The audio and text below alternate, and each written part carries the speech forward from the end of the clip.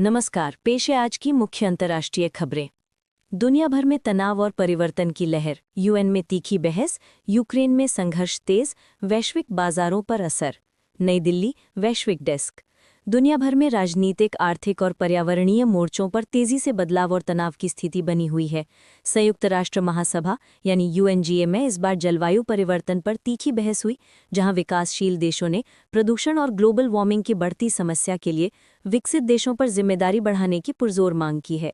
वहीं यूक्रेन रूस संघर्ष फिर से तीव्र हो गया है, जिसके जवाब में नेटो देशों ने अतिरिक्त सैन्य सहायता देने की घोषणा की है। मध्य पूर्व में इजरायल और फिलिस्तीन के बीच तनाव खतरनाक स्तर पर बढ़ गया है, जहां सीमा रेखा पर गोलीबारी की घटनाएं सामने आई हैं, जो क्षेत्र में अस्थिरता को बढ़ा रही हैं। उधर अमेरिका में राष्ट्रपति चुनाव की तैयारियां जोरों पर है।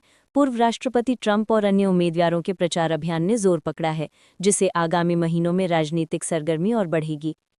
आर्थिक और तकनीकी चुनौतियां वैश्विक अर्थव्यवस्था के लिए चिंता का विषय बनते हुए चीन की अर्थव्यवस्था में मंदी के स्पष्ट संकेत मिल रहे हैं, जिससे वैश्विक बाजार और आपूर्ति श्रृंखलाएं प्रभावित हो सकती हैं।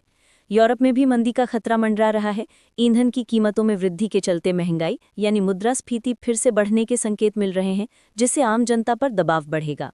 इन सब के बीच जापान ने भविष्य की तकनीक की दिशा में कदम बढ़ाते हुए कृत्रिम बुद्धिमत्ता सुरक्षा के लिए एक नया कानून लाने की घोषणा की है।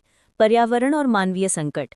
पर्यावरण के मोर्चे पर बुरी खबरें लगातार आ रही हैं। ब्राजील में अमेज़न जंगल तोड़ रिकॉर्ड स्तर पर पहुंच गई है, जिससे पर्यावरणविदों में भारी रोष है और वे सरकार के खिलाफ विरोध प्रदर्शन कर रहे हैं। इसके अलावा अफ्रीका के कई देशों में बाढ़ और सूखे की दोहरी मार पड़ रही है, जिसके कारण वहां एक बड़ा मानवीय संकट खड़ा हो गया है। स्पेसएक्स ने फिर रचा इतिहास। तमाम वैश्विक समस्याओं के बीच विज्ञान और अंतरिक्ष के क्षेत्र में एक सकारात्मक खबर आई है।